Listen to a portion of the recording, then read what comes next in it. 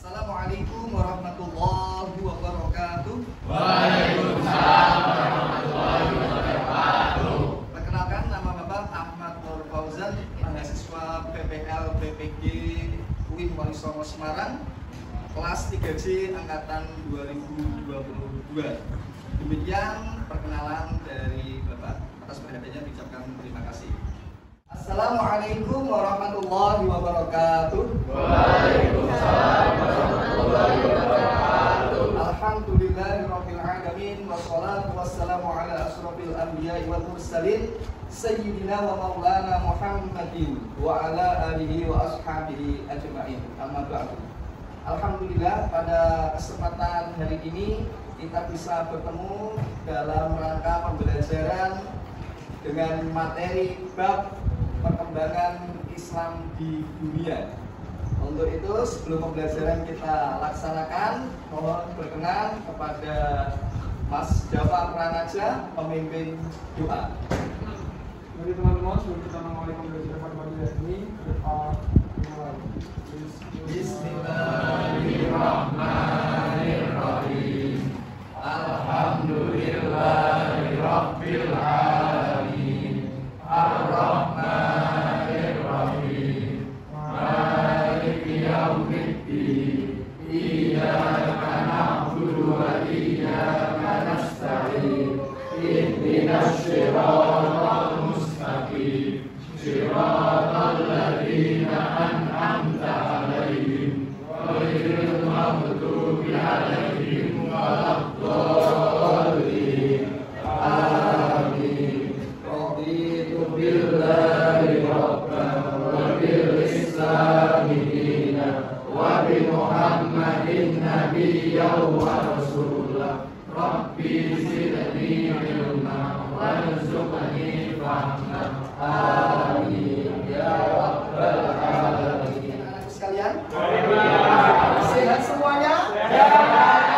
Kita mau memupuk semangat kita nyanyikan yel-yel dengan penuh semangat. Yo, ayo, ayo lima tiga,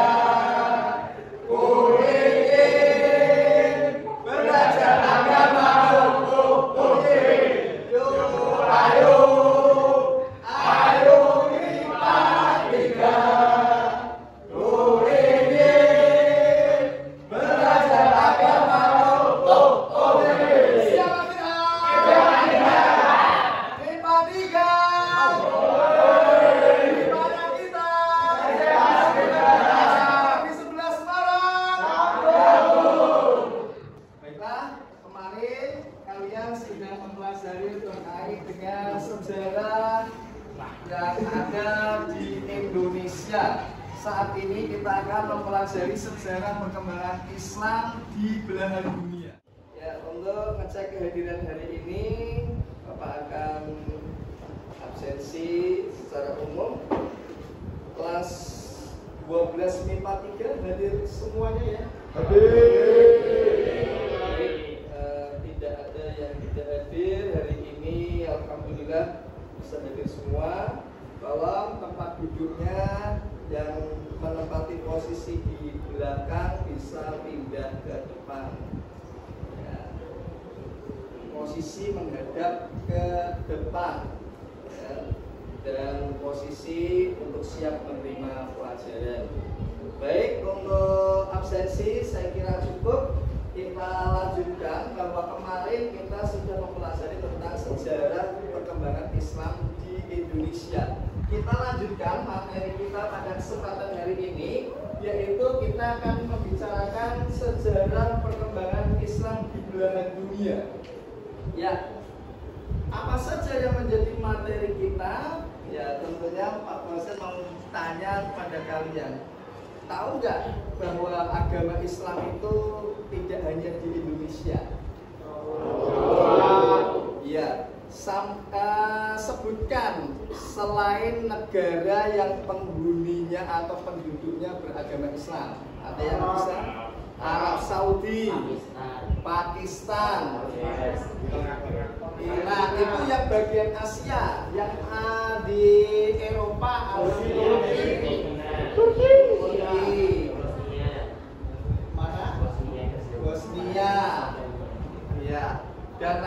selebihnya saya kira umat Islam itu tersebar di seluruh belahan dunia ya.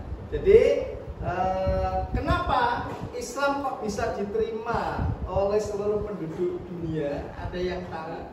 Ini cukup dengan 2 kalimat syahadat kita sudah termasuk umat Islam. Ya, pada hal ini kita berbicara terkait dengan perkembangan Islam di belahan dunia. Periode modern yaitu tahun 1800 sampai saat ini kita masuk yang namanya periodisasi modern. Nah, kenapa agama Islam ini bisa diterima di seluruh penduduk dunia dan bisa menyebar di seluruh dunia? Peradaban Islam di dunia yaitu kemajemukan dalam pemerintahan dan politik. Kita tahu sejak awal Islam ini agama Islam langsung dipimpin oleh Rasulullah SAW. Selanjutnya karena tingginya semangat belajar dan menggali ilmu pengetahuan. Nah, terjadinya asimilasi antara bangsa Arab dan bangsa lain ini karena bangsa lain membuat perkembangan ilmu pengetahuan cukup terbantu. Salah satunya adalah asimilasi dengan Persia, yang mana Persia itu sekarang kita kenal dengan negara Irak dan Iran.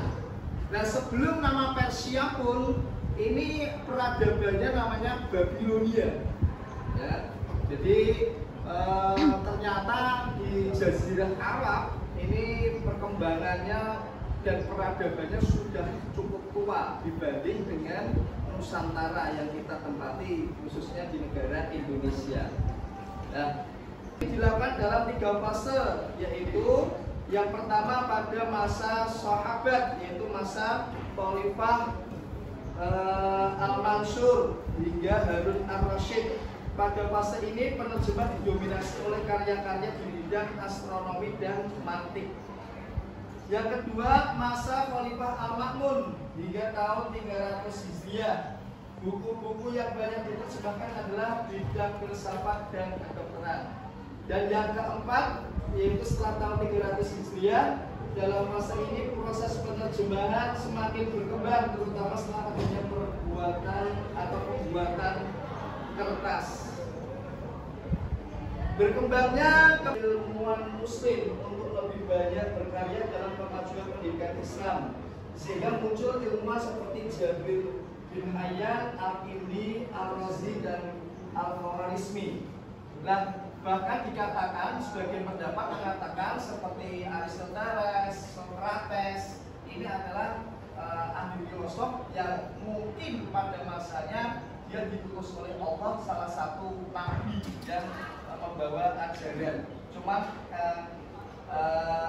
Socrates, Aristoteles ini nabi kan tidak wajib menyampaikan kepada umatnya, sehingga hanya khusus ditulis dalam buku-buku dan para muridnya yang menyebarkannya. Selanjutnya, kemajuan dalam berbagai ilmu pengetahuan. Para ilmuwan Islam senantiasa berusaha dengan sungguh-sungguh untuk mencapai kemajuan Islam dengan cara belajar dan membaca buku-buku yang bermanfaat. Ternyata program literasi ini sudah ada sejak zaman awal Islam didirikan, ya. Cuman sehingga umat Islam menjadi pusat peradaban dunia. Hikmah yang bisa kita peroleh dari mempelajari perkembangan Islam di dunia, yaitu bisa mendorong semangat dari umat Islam untuk berjuang, mendorong umat Islam untuk bisa meraih kemajuan yang hakiki, mendorong umat Islam untuk tetap memiliki prinsip-prinsip yang kuat. Demikian pemaparan materi terkait dengan faktor-faktor perkembangan Islam di dunia. Selanjutnya, kalian akan Bapak tugaskan atau memberi tugas untuk membuat kelompok diskusi. Ya, kelompok 1 materi tentang perkembangan Islam. Ya, yang pertama dari kelompok 1 atau kelompok Muharram ini menjelaskan terkait kenapa Islam bisa berkembang di dunia. Terus yang kelompok kedua, faktor-faktor apa saja yang menyebabkan Islam itu berkembang di dunia. Halaman 40 kalian buka. Baiklah, untuk melaporkan hasil diskusi dari masing-masing kelompok, silakan dimulai dari kelompok Muharram untuk menyampaikan hasil diskusinya. Silakan sebutkan nama. Perkenalkan, nama saya Muhammad Ilham Halimi, perwakilan dari kelompok Muharram. Di sini saya akan menjawab dari pertanyaan saya, mengapa Islam berkembang di dunia. Islam itu berhasil Islam berkembang melalui pertempuran dan juga melalui jalur yang damai. Jadi pada perperangan misalnya seperti umat Islam menguasai Konstantinopel gitu. Nah, kalau yang Islam di jalur yang lebih damai ini Pak, biasanya melalui perdagangan gitu. Oke, terima kasih atas komentarnya. Ya, terima kasih. Selanjutnya mohon berkenan untuk kelompok 2 menyampaikan hasil dari diskusi kelompoknya. Ya, silahkan sesuai dengan apa yang kalian bicarakan atau kalian diskusikan tadi. Sebelumnya perkenalkan, saya Alvina Rasati, perwakilan dari kelompok Sofar. Di sini saya akan menjelaskan hasil diskusi kami, yaitu tentang faktor penyebab Islam berkembang. Yang pertama, ada Islam berkembang karena masuk agama Islam syaratnya sangat mudah. Yang kedua, tidak mempunyai sistem kasta di dalam ajarannya. Yang ketiga, cara dan biayanya sederhana. Dan yang keempat, agama yang terbuka, serta yang kelima, masuk melalui cara yang damai. Oke, terima kasih. Baik, selanjutnya dimohon perwakilan dari kelompok Rabiul Awal menyampaikan hasil dari diskusinya. Saya Galuh Nawangmulan, nomor urut 14. Jadi perkembangan Islam di belahan dunia itu ada di benua Asia, yaitu ada di Brunei Darussalam, Indonesia, Irak, Iran, Kuwait, Pakistan, Qatar, Suriah, Turki, Yaman, Oman, Palestina, dan lain-lain. Yang kedua ada di benua Afrika. Benua Afrika itu ada Mesir, Ethiopia, Afrika Utara, dan Aljazair. Yang ketiga itu ada di benua Eropa, ada Spanyol, Inggris, Perancis. Yang terakhir ada di benua Amerika. Sekian, terima kasih. Iya, kelompok 3. Selanjutnya untuk kelompok Rabiul Tsani atau Rabiul Akhir. Minta bantuan untuk menyampaikan. Assalamualaikum warahmatullahi wabarakatuh. Saya Muhammad Fadlan Atorik untuk perwakilan kelompok Rabiul Akhir. Sini saya akan menjelaskan hikmah mempelajari perkembangan Islam. Yang pertama, mengetahui sejarah perkembangan Islam di dunia. Yang kedua, memahami bahwa hanya dengan kerja keras dan usaha yang maksimal, sesuatu yang diinginkan akan berhasil atau tercapai. Yang ketiga, terhindar dari sikap rasis, karena memahami bahwa semua manusia diciptakan oleh Allah Subhanahu wa Ta'ala dan hanya ketakwaanlah yang membedakannya. Yang keempat, memahami bahwa sesama muslim adalah saudara. Meskipun dari berbagai benua dan negara yang berbeda, persaudaraan tersebut diikat dengan akidah atau Tuhanan yang satu, yaitu Allah Subhanahu wa Ta'ala, dan kitab suci yang satu, yaitu Al-Quran. Yang terakhir, 5, menjadikan perbedaan dalam hal warna kulit, bahasa, suku, jenis rambut, dan sebagainya sebagai rahmat. Ya,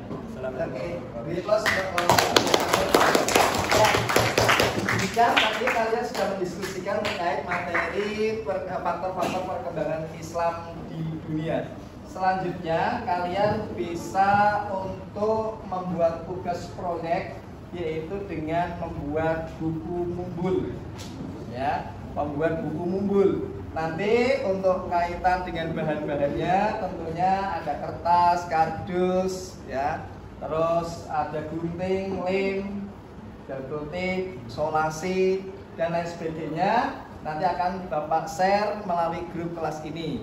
Dan kalian nanti setelah dari buku mumbul itu kalian juga bisa membuat